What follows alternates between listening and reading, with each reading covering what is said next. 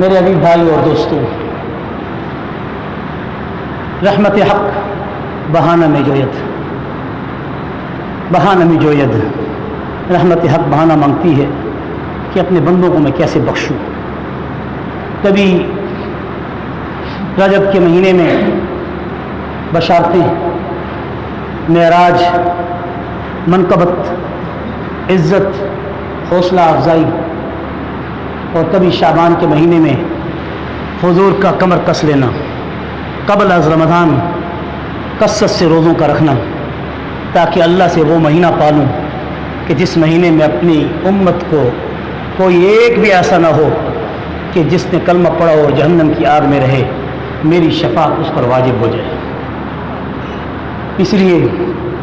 شعبان مبارک کے بابرکت مہینے میں آپ صلی اللہ علیہ وسلم اتنے کثرت سے اور مہینوں میں روزے نہیں رکھتے تھے جتنے کہ آپ علیہ الصلاۃ والسلام شعبان المبارک میں کثرت سے روزے رکھتے تھے۔ اگرچہ آپ کی اس مہینے میں عبادت اور کثرت سے روزے بڑھ جاتے تھے، لیکن امت کو رحیم و شفیق ہونے کا جو آپ کو لقب دیا گیا تھا اس کا پاس رکھتے ہوئے اپنی امت پر رحیم و شفیق ہونے کا مصداق بنتے ہوئے یہ کہتے کہ اے مومنوں، اذا انتصف الشعبان فلا تصوموا، کہ شعبان کے مہینے میں بے شک مجھے دیکھ کر بعض صحابہ نے کثرت سے روزے رکھنا شروع کر دیے ہیں اور 15 شعبان سے آگے اب روزے رکھتے جا رہے ہیں، لیکن تمہیں معلوم ہو ایوکم مثلی، کچھ صحابہ نے آپ کو دیکھا، آپ علیہ الصلوۃ والسلام کے روزوں کی شان کیا تھی۔ میرے بھائیوں، حضور نے روزے رکھ کر کیا کرنا تھا؟ کیا اللہ آپ سے راضی نہیں تھا؟ حضور نے راتوں کا لمبا قیام کر کے، لمبے لمبے طویل سجدے کر کے کیا اپنے کوئی لغزشیں معاف کروانی تھی؟ کیا حضور تو گناہوں سے پاک اور معصوم، اور آپ کو تو اللہ نے لغزش کے قریب جانے سے بھی، بھٹکنے سے بچایا، اور آپ تو نبی الانبیاء، امام الانبیاء اور فخر الانبیاء ہیں، آپ سے لغزش کا ہونا بھی ناممکن ہے۔ حالانکہ کسی اور پیغمبر سے لغزش ہو سکتی ہے، گناہ نہیں ہو سکتا، یعنی کوئی بھولے سے بھی غلطی ہو سکتی ہے۔ میرے محبوب حضرت محمد رسول اللہ صلی اللہ علیہ وسلم سے نہ گناہ کا تصور ہو سکتا ہے اور نہ لغزش، بھولے سے کوئی ایسی غلطی ہو سکتی ہے جس میں اللہ کی طرف سے عتاب آئے۔ اس لیے جہاں کہیں آپ سے لغزش ہونے کے بشری تقاضے کے تحت آپ سے کچھ ایسی کمال نبوت میں جب ایسی بات اللہ پاک دیکھتے تو اس کام سے پہلے ہی اللہ رب العزت حضور کو عتاب کر دیتے، سرزنش کر دیتے، پیار سے، کبھی محبت سے، کبھی سرزنش کرتے ہوئے۔ اللہ کو روا ہے اپنے حبیب سے جیسے ہی کلام کرے، وہ محب اور حبیب کی بات ہے۔ ہم کون ہوتے ہیں کہ حضور کی شان میں اللہ کے ان کلمات کو بطور گستاخی پیش کر دیں؟ بچیے، اللہ نے جو بات اپنے حبیب کو جتنے عتاب اور جتنے غصے اور جتنے پیار و محبت سے کی ہے، ہم اس معاملے کو، اس راز کو نہیں پا سکتے۔ وہ محب اور حبیب کا راز ہے، وہ جیسے چاہے اپنے بندے حبیب کو اوپر بلا کے باتیں کرے، نیچے بلا کے باتیں کرے، اور قبل از وقت باتیں کر دے کہ خیال کرنا، یوں کرنا، یہ کرنا، وہ کرنا، ورنہ میرے نبیوں سے ایسی لغزشیں ہو چکی ہیں۔ میں چاہتا ہوں کہ اے میرے محبوب، گناہ کے تصور کو بھی ہم نے ہٹا دیا ہے انبیاء سے، اور میں یہ چاہتا ہوں کہ آپ سے لغزش تک بھی نہ ہونے پائے۔ یہ ہے ہمارے حبیب کا مقام صلی اللہ علیہ وسلم۔ سیدنا انس رضی اللہ تعالیٰ عنہ فرماتے ہیں کہ اللہ رب العزت نے 3 مہینے یکے بعد دیگرے امت محمد پر ایسے پیارے پیش کیے ہیں، ایک رجب المرجب کا مہینہ، ایک شعبان المعظم کا مہینہ، پھر اس کے بعد آنے والا رمضان مبارک کا مہینہ۔ آج 12 شعبان المعظم کا دن ہے، 12 شعبان المعظم کا دن ہے، اور آنے والی رات 13 کی ہے، اور 13 کی رات ایام بیز کی رات کہلاتی ہے، اور ایام بیز وہ صیام بیز ہیں کہ جن کے بارے میں اللہ نے سیدنا آدم کو اس زمین پہ اترنے کے بعد ان پہ 3 روزے فرض کر دیے تھے۔ وہ روزے 3 کون سے تھے؟ ایک 13 کی رات، چاند کی 14 کی رات، اور پھر 15 کی رات، یعنی 13 کا دن، 14 کا دن اور 15 کا دن ہمارے ابا امجد سیدنا ابراہیم نے 3 روزے رکھ کر ایام 20 کے ایسے روزے رکھے کہ جس کو محبوب کریم محمد الرسول اللہ صلی اللہ علیہ وسلم نے قمری مہینوں کے اعتبار سے باقاعدگی سے رکھا، اور یہاں تک کہ سوموار کو بھی آپ روزہ رکھتے تھے، جمعرات کو بھی اکثر روزہ رکھتے تھے، لیکن ایام 20 کے روزوں کو آپ کبھی نہیں چھوڑا کرتے تھے۔ لیکن یہ ہم پر فرض نہیں، ہم پہ واجب نہیں، اگرچہ اس کی اہمیت اور اس کی فضیلت اس قدر ہے کہ جو شخص ان 3 روزوں کو رکھے، حضور اکرم صلی اللہ علیہ وسلم کا فرمان ہے جیسے اللہ نے آدم کو منور کیا روحانی طور پر بھی جسمانی طور پر بھی، ان 3 دن کے روزے رکھنے والوں کو اللہ پورا مہینہ رحمت خاص کے ساتھ اسے نوازتے ہیں، اور یوں ہی وہ اللہ کے قریب ترین بندوں میں سے ہو جاتا ہے۔ اور 3 روزے جو قمری مہینوں کے اعتبار سے رکھتا ہے، چاند کی تاریخ کے اعتبار سے اللہ رب العزت کی خصوصی رحمت اس پہ نازل ہوتی ہے۔ بہرحال میرے بھائیو اور دوستو، آپ علیہ الصلوۃ والسلام نے اس مہینے میں کثرت سے روزے رکھے، یہاں تک کہ 15 شعبان کے بعد بھی رکھے۔ تو صحابہ نے جب آپ کو دیکھی آپ کے روزوں کو دیکھا کرتے ہوئے، تو انہوں نے بھی وہی روزے رکھنا شروع کر دیے جیسا کہ حضور کثرت سے 15 شعبان کے بعد بھی رکھتے تھے، اور ایسے روزے رکھتے تھے کہ جس میں آپ 3 دن تک افطار نہیں کرتے تھے، افطاری نہیں کرتے تھے، ایک بار سحری کر لی، 3 دن تک اسی روزے میں رہ کر پھر تیسرے چوتھے دن جا کر افطاری کی۔ یہ اختیاری آپ کا وصال کے روزوں کا عمل تھا کہ جس کو صحابہ نے جب دیکھا تو انہوں نے بھی ایسے کرنا شروع کر دیا، اور آپ کو جب پتہ چلا، آپ تو رحیم امت تھے، شفیق امت تھے، آپ کو یہ رہا نہ گیا،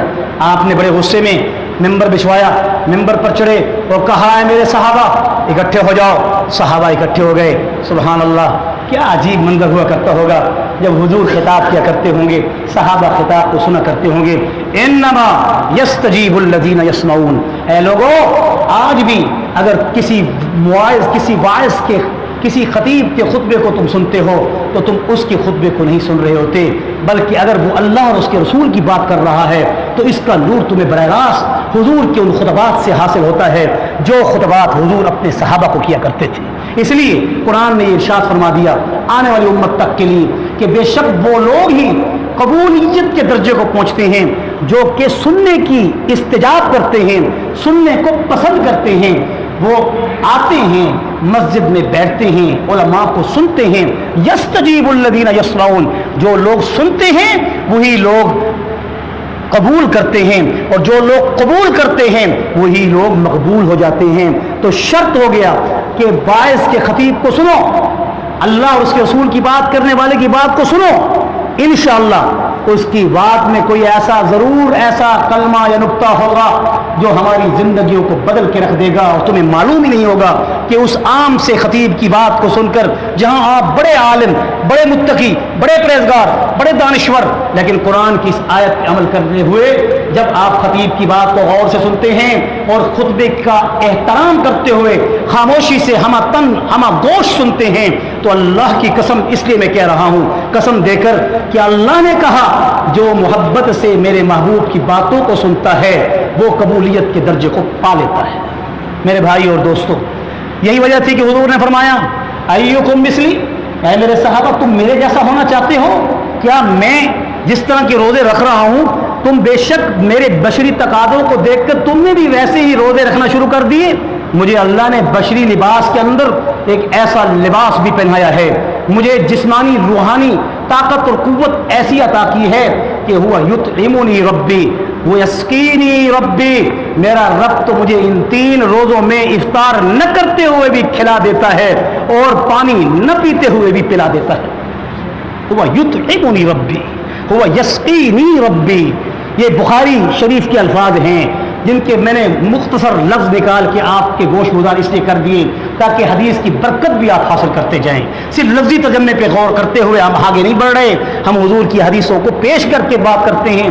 تاکہ ہمیں حضور پر نور کے ان پیارے نورانی کلمات کے سننے کا بھی ذوق اور شوق پیدا ہو، اور پھر وہ برکت حاصل ہو جو صحابہ حضور کے ارشادات کو سنا کرتے تھے۔ کہہ دو انشاءاللہ۔ میرے بھائی اور دوستو، حضور نے منع فرما دیا کہ میرا رب تو مجھے کھلا دیتا ہے، میرا رب تو مجھے پلا دیتا ہے، آپ کیوں مجھ سے جیسا ہونا چاہتے ہیں کیونکہ کہیں کہیں امتیاز نبی میں تم میرے برابر عبادت نہیں کر سکتے. یہی وجہ ہے کہ محبوب کبریا احمد مجتبی امام الانبیاء محبوب کریم محمد الرسول اللہ صلی اللہ علیہ وسلم ساری رات بھی عبادت کرتے تھے، مگر امت کو ساری رات عبادت کرنے سے روکا. سلمہ کے گھر میں گئے، رسی لٹکی ہوئی تھی، کہا یہ کیا ہے؟ کہا یہ سلمہ نے ایک رسی چھت سے باندھ رکھی ہے، رات کو ساری رات جاگتی ہے، عبادت میں رہتی ہے، اس لیے بالوں سے باندھ لیتی ہے، کہیں اگر نیند یا کوئی اونگ آئے تو فوراً پھر جاگ جاؤں. کہا لا یکلف اللہ نفسا الا وسعها احب الاعمال الى اللہ ادومها وان قل. اللہ کو وہ عمل پسند ہے جو ہمیشہ کے لیے ہو، چاہے تھوڑا کیوں نہ ہو. اگر ایک رات ساری جاگ کے تم گزار لو اور پھر دوسری رات اٹھنا نصیب ہی نہ ہو، فجر کی جماعت سے نماز ہی نہ پڑھ سکو، ایسی عبادت اگر رسمن کر رہے ہو تو وہ تو بالکل ممنوع ہے. ایسی عبادت اگر تم احسانن کر رہے ہو تو پھر بھی ناجائز ہے، کیونکہ جس سے ایسی عبادت کا احترام ختم ہو کہ جو فجر کی نماز فرض ہے، اگر رات کی عبادت مسنون تھی یا مسنون نہیں تھی، آپ نے جاگ کر اپنے لیے اللہ کو راضی کرنے کا بہانہ بنا کر کیا، تو ایسی عبادت تب کر سکتے ہو جب صبح کی نماز بھی جماعت سے ادا کرو.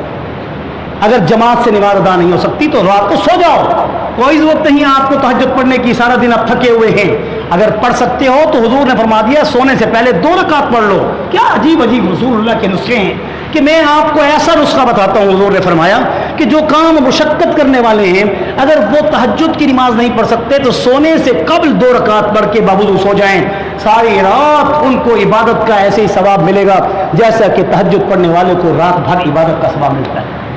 میرے بھائیو اور دوستو، ورنہ حضور نے تو یہ بھی ارشاد فرمایا کہ جو عشاء کی نماز جماعت سے پڑھ کر سو جائے، جلدی سو جائے، لعب اور لایانی باتیں مت کرے اور اس حال میں سو جائے کہ صرف صبح کی نماز با جماعت پڑھ لے، ساری رات عبادت کا ثواب دوں گا. یہاں تک کہ حضور نے فرمایا اگر رات کے کسی حصے میں اس کی نیند سے وہ بیدار ہو گیا، اٹھ نہیں سکتا، سوتے سوتے وہ کلمات خیر کہہ دے اور آمن الرسولوں کو پڑھ لے اور آخری کلمات یا آیات کرسی کو پڑھ لے یا کوئی حضور کی بتائی ہوئی مصنون جو دعائیں اس کو پڑھ لے، تو حضور نے فرمایا اس کو تہجد کا ثواب لکھ دیا جاتا ہے. اللہ کے ہاں رحمت حق بہانہ میں جویت. اللہ اعمال کی کثرت کو نہیں دیکھتا، اللہ تعالیٰ جسموں کی رونائی کو نہیں دیکھتا، آپ کی مشقت کو نہیں دیکھتا، اللہ آپ کی نیت کو دیکھتا ہے کہ نیت میں اخلاص کامل ہو اور نیت میں احترام رمضان کی خاطر پہلے سے پیش کی اپنی تیاری کرنا شروع کر دو تو تھوڑے تھوڑے کلمے پر اللہ وہ کچھ عطا کر دیتے ہیں کہ جو بڑی بڑی عبادت کرنے والوں کو عطا ہوتا ہے. ایک مسکین کو، ایک فقیر کو، ایک محتاج کو، ایک محنت کش کو، ایک مزدوری کرنے والے کو رات کی صرف فرض نماز ادا کرنے سے وہ سب کچھ حاصل ہو جاتا ہے. یہ ہے اللہ تعالیٰ کی طرف سے مہربانی. کوئی پوچھ نہیں ہے اللہ تعالیٰ سے کہ ہم پوچھیں کیوں، وہ تو عبادت کرتے ہیں، ہم تو عبادت کرتے ہیں، یہ ایسے ہی سو جاتے ہیں. بہرحال جس کو جیسے چاہے عطا کر دے، ذالک فضل اللہ یؤتیہ من یشاء. یہی وجہ ہے کہ حضور اکرم صلی اللہ علیہ وسلم کا فرمان مبارک کہ رمضان مبارک کی خاطر میں نے شعبان کی راتوں کو، شعبان کے دنوں کو روزوں سے اور رات کو عبادت سے سجایا. صحابہ نے پوچھا یا رسول اللہ صلی اللہ علیہ وسلم، رمضان مبارک کی عبادت فرض ہے، شعبان مبارک میں اس طرح کی عبادت کیا ہے؟ آپ نے فرمایا کوئی فرض اور واجب نہیں، مگر شکل بنانے کے لیے میں بتا رہا ہوں، تھوڑی سی جستجو کرنے کی خاطر کہہ رہا ہوں. تمہیں کثرت سے روزے رکھنے کا حکم نہیں کرتا، کم سے کم 15 شعبان کا روزہ رکھ لو. اگر 15 شعبان کے روزے میں کوئی کہے کہ یہ ضعیف روایت ہے تو کم سے کم 13, 14, 15 کا روزہ تو ثابت ہے، اسی کو لے لو. اسی پر بھی تو آپ کو 15 شعبان کی عزت و عظمت حاصل ہو جائے گی. لیکن یہ ضعیف درجے کی روایت 15 شعبان کی اس قدر ضعیف نہیں کہ جس پر عمل کرتے ہوئے کوئی گناہ ہو، یا ایسی روایت کو قابل قبول محدثین نے قرار دیا ہے کہ جس روایت میں ذوق کم ہو اور پھر دوسری احادیث اس کو سپورٹ کرتی ہوں، کیونکہ رسول اللہ صلی اللہ علیہ وسلم کا فرمان مبارک ہے ینزل ربنا، میرا رب نازل ہوتا ہے، اترتا ہے فی آخری لیلۃ من نصف شعبان، فی آخری لیلۃ من نصف شعبان، کہ شعبان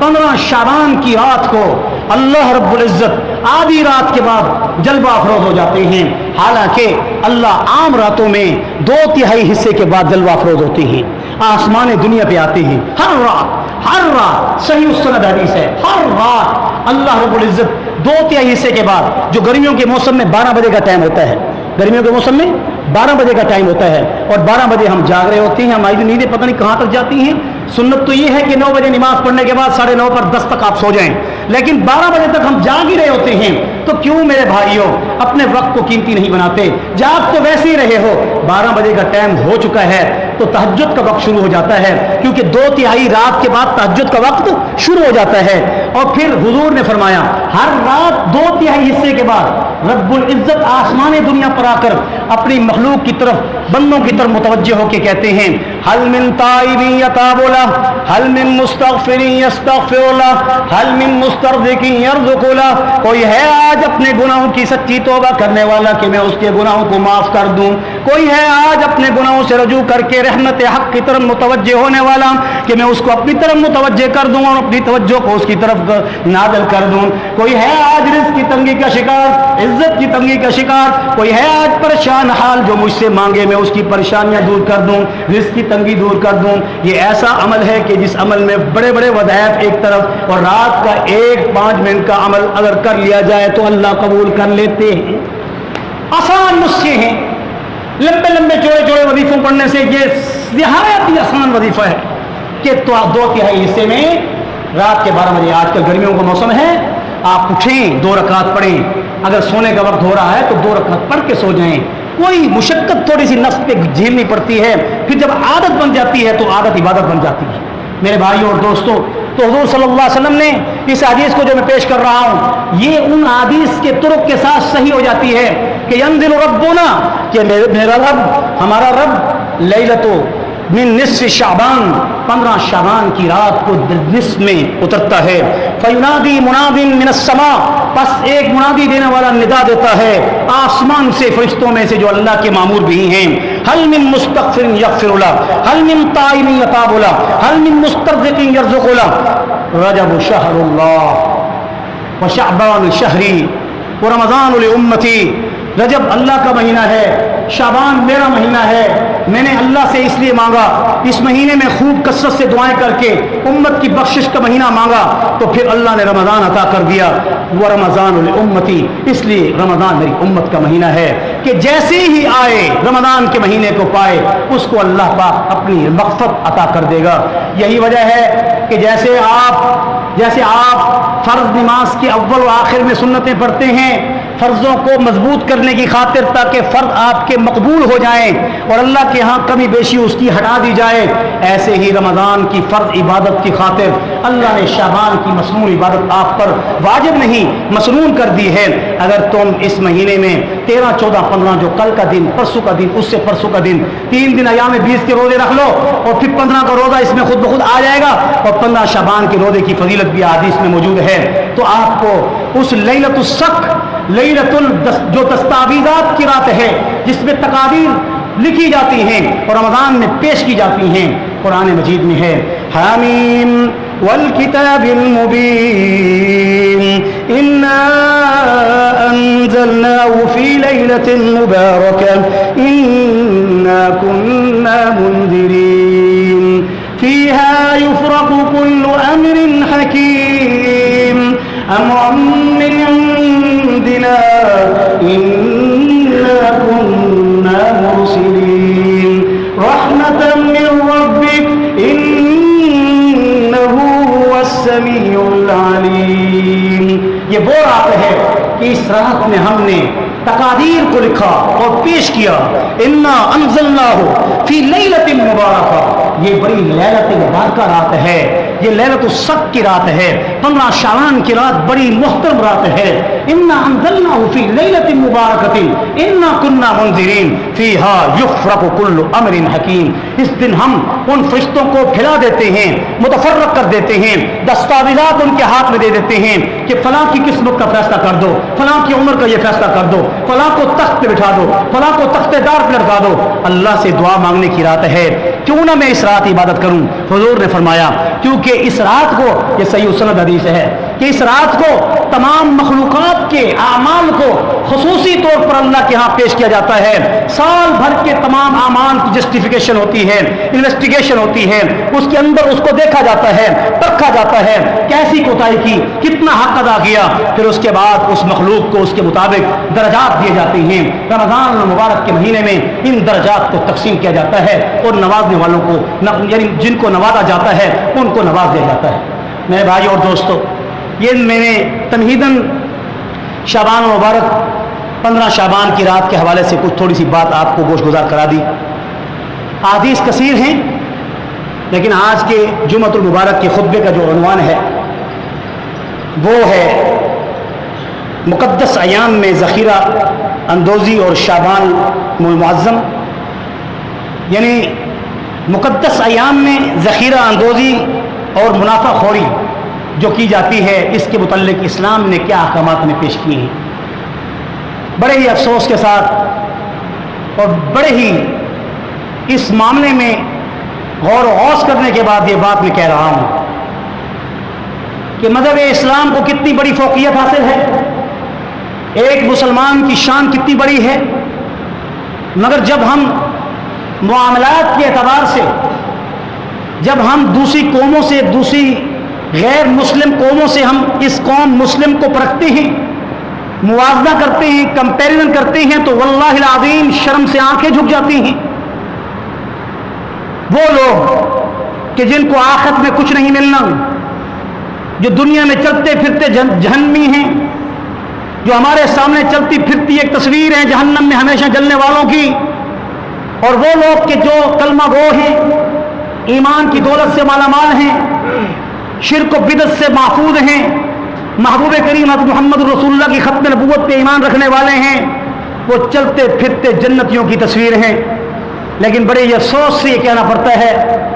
کہ جو مقدس ایام, مقدس مہینے جو اسلامی تہوار ہیں ہمارے, یا یوم الفطر عید الفطر کا دن, یا یوم الضحیٰ عید الاضحیٰ کا دن, ان دنوں میں گرانی اس قدر بڑھ جاتی ہے, اس قدر اشیاء کی قیمتوں کا گراف بڑھ جاتا ہے کہ عام سے عام انسان تو خرید سکے, ایک امیر متوسط شخص بھی ان چیزوں کو نہیں خرید سکتا, جبکہ اس کے مقابلے میں جن کا مقبہ نظر آخرت بھی نہیں, یا جن کو آخرت میں ہمیشہ جہنم میں ڈالا جائے گا, ان لوگوں کے اعمال کو اگر دیکھو تو کرسمس ڈے ہے تو وہاں پر ان کی ایسی اسکیمیں متعارف ہوتی ہیں جو آدھو آدھ قیمتوں کو گرا دیتی ہیں. اور حال یہ ہوتا ہے کہ انعامات اور منافع میں وہ اپنے منافع کو اپنی اوسط درجے سے بھی کم حاصل کرتے ہیں. یاد رکھیے مومنوں, مسلمانوں, ایمان والوں, اللہ رب العزت نے منافع حاصل کرنے میں ہم کو حرام قرار نہیں دیا. بے شک کوئی شخص اگر منافع کوئی حاصل کرتا ہے تو اس کے لیے حرام نہیں,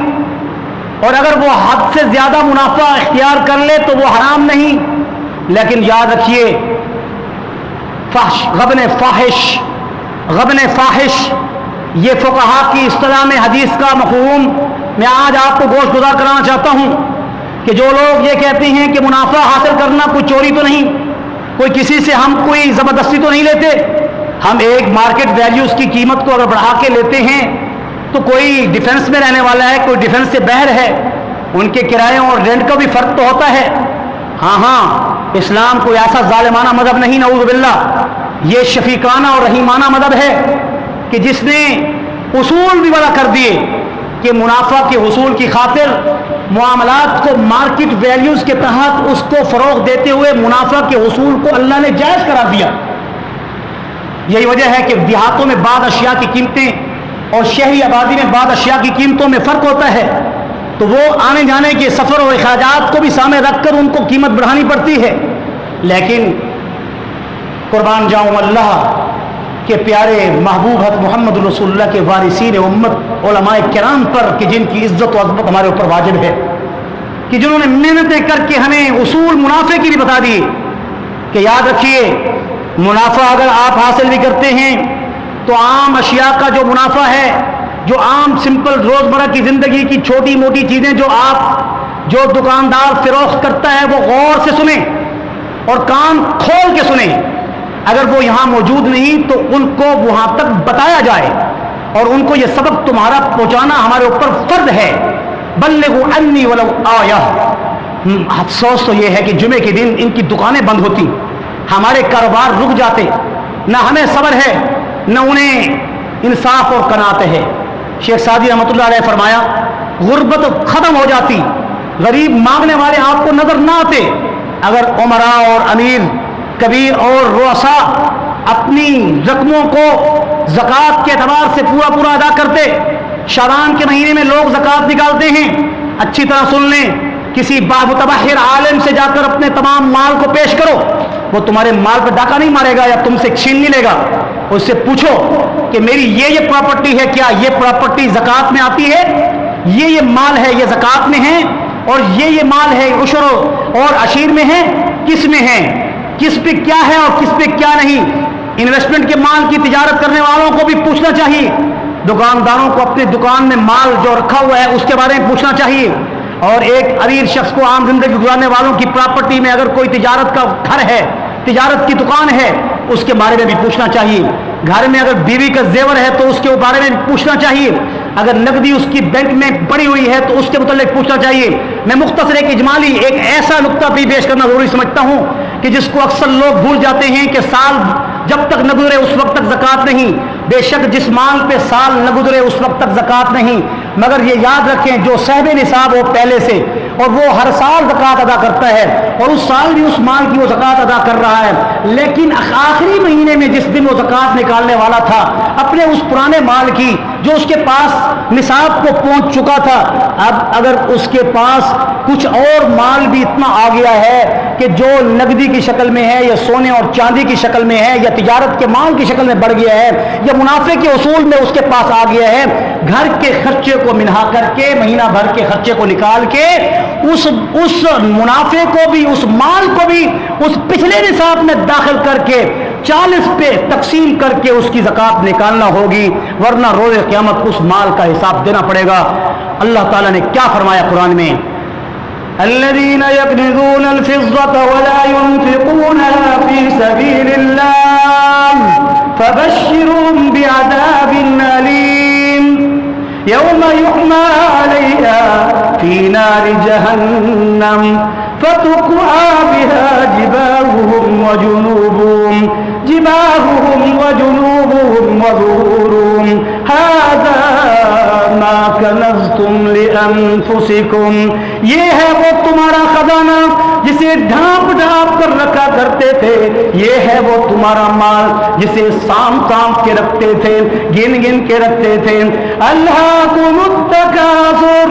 حتی زرتم المقابر. تمہاری مال کی کثرت اور حرص نے تمہیں غفلت میں ڈال دیا, اپنے مالوں کی زکوٰۃ نکالنے سے غفلت میں ڈال دیا, مالوں کی زکوٰۃ ادا کرنے سے, اللہ کے نام پہ خرچہ کرنے سے. حتی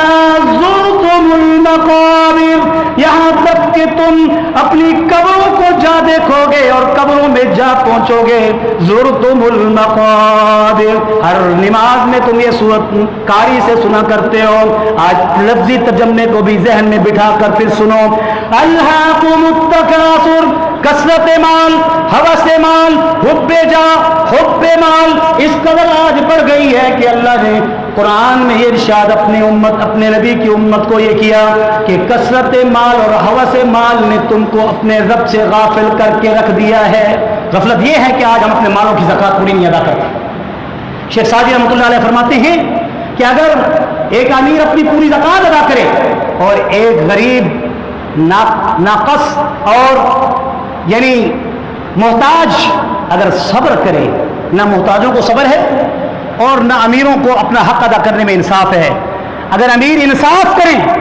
اور غریب قناعت کرے, کتنا عظیم جملہ ہے شیخ سعدی رحمۃ اللہ علیہ کے اشعار کا کہ اگر امیر انصاف کرے اور غریب قناعت کرے تو اللہ کی قسم کوئی دنیا میں مانگنے والا تمہیں نظر نہیں آئے گا, ہر ایک خوشحال زندگی گزارے گا. اس لیے احتکار دولت اللہ نے اس سے منع فرمایا ہے. احتکار ذخیرہ اندوزی کو کہتے ہیں. ذخیرہ اندوزی کن چیزوں میں ہوتی ہے؟ جو غلے کی چیزیں ہیں، جو اجناس کھلاتی ہیں. پہلے وقتوں میں اجناس گندم، جو وغیرہ ہوا کرتی تھی. آج کے دور میں گندم کے ساتھ گھی بھی ہے. آج کے دور میں گندم کے ساتھ یعنی گندم آٹے کے لیے استعمال کرتے ہیں، اس کے ساتھ آج کل زیادہ تر استعمال چاول کا بھی ہوتا ہے.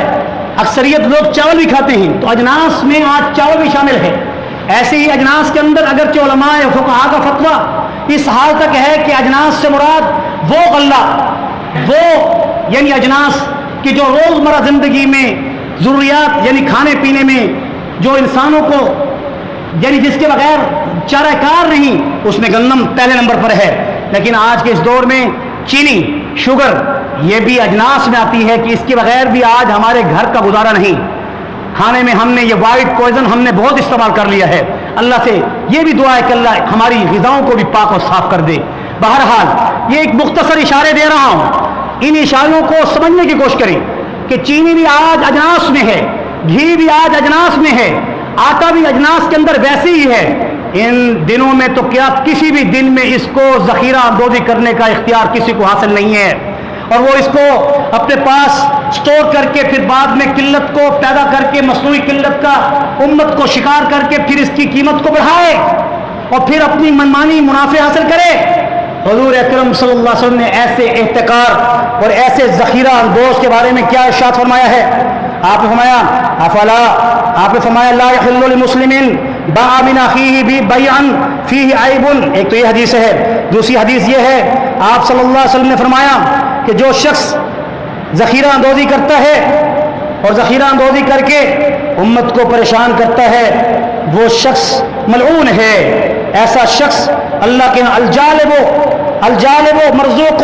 والمحتقر ملعون. الجالب مرزوق والمحتقر ملعون. یاد رکھو میرے بھائیوں، یہ بڑے مختصر حدیث کے الفاظ ہے، یاد کر لو. الجالب مرزوق، جو تاجر ہے اور وہ گرانی نہیں کرتا، وہ منافع جائز لیتا ہے. جو فقہاء نے لکھا ہے کہ جائز منافع عام اشیاء پر 5% سے اوپر اس شے سے اوپر نہ لگائے. عام شے جو ہے اس کا صرف 5% اوپر وہ منافع لے سکتا ہے. اچھی طرح غور سے سن لیں وہ دکاندار منافع خور ذخیرہ اندوز کہ جو امت کو پریشان کر رہے ہیں.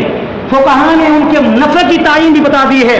اگرچہ نفع کا حاصل کرنا حرام نہیں، لیکن تعین نفع کے بعد اگر کوئی شخص اس نفع سے بڑھ کر نفع حاصل کرے گا تو غبن فاحش سخت ترین مجرم قرار دیا جائے گا. اور حکومت کو یہ حق حاصل ہے کہ جو منافع بڑھ کر لے اس کو تعزیراً سزا بھی دے. پھر حکومت کو یہ حق حاصل ہے کہ وہ تعزیری سزا مقرر کر سکتا ہے، اس کی دکان کو بند بھی کر سکتا ہے، اس کے مال کو ضبط بھی کر سکتا ہے. یہ تکلیف پھر اس کے لیے کوئی گناہ نہیں. یہی وجہ تھی کہ حضور کے علماء فقہاء نے عام اشیاء پر 5% سے زیادہ منافع لینے کا جواز قرار نہیں دیا. جانوروں کے بیع میں، جانوروں کی خرید و فروخت میں علماء کرام نے صرف اور صرف 10% منافع لینے کا حق دیا ہے. افسوس کہ عید الاضحیٰ کے موقع پر جانوروں کی قیمتیں کتنی بڑھ جاتی ہیں. 5,000 کا جانور 10,000 میں بک رہا ہوتا ہے، 10,000 کا 20,000 میں بک رہا ہوتا ہے. یہ ڈبل منافع ہے جو حرام ہے، حرام کے قریب ہے، ناجائز ہے. تو کیا منافع لینا چاہیے؟ جانوروں کی بیع و خرید و فروخت میں صرف اور صرف وہ 10% منافع لے سکتے ہیں. 100 روپے میں 10 روپے، 100 روپے میں 10 روپے، اور عام اشیاء میں 100 روپے میں 5 روپے. اور غیر منقولہ جو جیسے زمینیں وغیرہ ہیں، پراپرٹی ہے، اس میں منافع مارکیٹ ویلیو سے کتنا زیادہ لے سکتا ہے؟ صرف اور صرف 20%. 100 روپے میں 20 روپے اس پراپرٹی پر اضافہ کر سکتا ہے. اس سے زیادہ اضافہ کرنا اس کے لیے ناجائز ہے. میرے بھائیو اور دوستو، حضور نے فرمایا الجالب مرزوق، جو تاجر صحیح انصاف سے ان منافع کی تقسیم میں اور حرص اور ہوس کا شکار نہیں ہوتا، اور مخلوق کو فراخی دینے کی خاطر، اور یہاں تک کہ ان مقدس ایام میں اگر وہ اپنے منافع کو کم کر دے اور اپنے مارکیٹ ویلیو کے منافع کو بھی کم کر دے، یا یہاں تک کہ اپنے منافع کو یکسر ہی ختم کر دے اور غریبوں مسکینوں کو بغیر نفع کے مال دے تاکہ وہ آسانی سے رمضان کے مہینے میں روزہ رکھ سکیں، رات کی تراویح کر سکیں، ان کی زندگی فراخی کے ساتھ گزرے، تو اللہ کی قسم جو رزق اللہ نے لکھ رکھا ہے وہ رزق مل کے رہے گا، مگر وعدہ یہ ہے کہ وہ رزق جو تاجر حلال طریقے سے کمائے گا اس کو ہم کیا کر دیں گے؟ ہم اس کو مرزوق کر دیں گے، نفع بخش کر دیں گے، اس کی تجارت کو ہم بڑھا دیں گے، اس لیے کہ اللہ کے پاک نبی کا یہ ارشاد ہے اور فرمایا والمحتقر ملعون، اور جو ذخیرہ اندوزی کر کے امت کو پریشان کرے گا وہ اللہ کی لعنت کا مستحق ہوگا۔ جب وہ اللہ کی لعنت کا مستحق ہوگا تو اس پر اللہ کی رحمت رک جائے گی، جب رحمت رک جائے گی پھر مال کثیر بھی ہوگا پھر بھی پریشان ہوگا، وہ اپنے مال سے فائدہ نہیں اٹھا سکے گا۔ اچھی طرح ان کو سمجھا دو، آنے والے دنوں میں گرانی بڑھے گی، اور ہماری عادت ہے کہ ہم ان غیر مسلم قوموں سے بھی سبق حاصل نہیں کرتے جو اپنے رسومات میں اور اپنے مذہبی تہواروں پر کس قدر اپنے مالوں کو کس قدر سستا کر کے بیچتے ہیں، کتنی اچھی اسکیمیں وہ متعارف کراتے ہیں، مگر افسوس کہ اس مہینے کے آنے سے قبل ہی ان اشیاء کی قیمتیں بڑھنا شروع ہو جاتی ہیں۔ میرے بھائیو اور دوستو، حضور اکرم صلی اللہ علیہ وسلم کا یہ ارشاد کہ اس مہینے کی عزت اور احترام اور اس مہینے میں خاص طور پر جو شعبان کا یہ بابرکت مہینہ کہ جس کے بارے میں اللہ رب العزت نے قرآن مجید کی آیات کو میں نے آپ کے سامنے تلاوت کی، ارشاد فرمایا، اور ساتھ ہی ایک حدیث بھی مطلع کر کے سن لیں کہ آپ صلی اللہ علیہ وسلم نے اس مہینے پر مطلع کرتے ہوئے امت محمد رسول اللہ کو کیا فرمایا؟ یطلع اللہ تبارک و تعالی الى خلقه لیلۃ النصف من شعبان فیغفر لجمیع خلقه الا لمشرک او مشاح۔ بڑی پیاری حدیث ہے اور طبرانی اور بہقی کی صحیح السند حدیث ہے۔ آپ نے فرمایا کہ یطلع اللہ رب العزت اس مہینے میں اپنے بندوں کی طرف محبت سے متوجہ ہوتے ہیں۔ رمضان مبارک کے مہینے میں مقصد سے آتے ہیں، اس مہینے میں اللہ پیار سے اپنے بندوں کی طرف متوجہ ہوتے ہیں، نظر شفقت سے نہایت رحم و شفقت سے اپنے بندوں کی طرف متوجہ ہو کے جھانکتے نہیں، یعنی دیکھتے ہیں۔ مقصد کہنے کا اللہ کو جلی کو بشانی، جیسے اللہ کے ہاں اس کی دیکھنے کا اعتبار ہے، ہم اپنے زبان سے بھی نہیں بتا سکتے۔ یطلع اللہ تعالیٰ تبارک و تعالیٰ اپنے بندوں کی طرف اس رات کو لیلۃ النصف من شعبان، 15 شعبان کی اس رات کو آنے والی جو 2 دن بعد، کل 13 کا دن، پرسوں 14 کا دن، پھر 15 کا دن، ایام بیض بھی ہیں 12 13 14، یہ 3 دن کے روزے ویسے بھی ثابت ہیں صحیح السند حدیث سے۔ 15 کا روزہ بھی رکھ لو، اگر 2 نہیں رکھ سکتے تو 1 رکھ لو اور دیکھ لو، تاکہ آنے والے رمضان میں تم روزہ رکھنے کی کتنی سخت رکھتے ہو، تاکہ پتہ بھی چل جائے کہ ہم آگے رمضان کے روزے رکھنے میں کیسے ہم اپنے شیڈول بنائیں گے، کھانے پینے اٹھنے بیٹھنے سونے جاگنے کے۔ اس لیے حضور صلی اللہ علیہ وسلم کو یہ مشق کرائی گئی اور امت کو یہ طریقہ سکھایا گیا جو واجب اور فرض تو نہیں مگر مسنون ضرور ہے۔ آپ علیہ السلام نے فرمایا کہ فیغفر لجمیع خلقہ، 15 شعبان کی رات اللہ اپنی مخلوق کی طرف محبت سے دیکھتے ہیں، مگر ایسے شخص کی طرف اللہ نظر محبت سے نہیں دیکھتے جو مشرک ہوتا ہے، جس کے دل میں شرک ہوتا ہے، او مشاحن، اور ایسا شخص جو کینہ پرور ہوتا ہے، حسد و تعصب میں رہتا ہے۔ حضور نے ارشاد فرمایا ان اللہ یطلع علی عبادی فی لیلۃ النصف من شعبان فیغفر للمؤمنین ویملی للکافرین ویدع اہل الحقد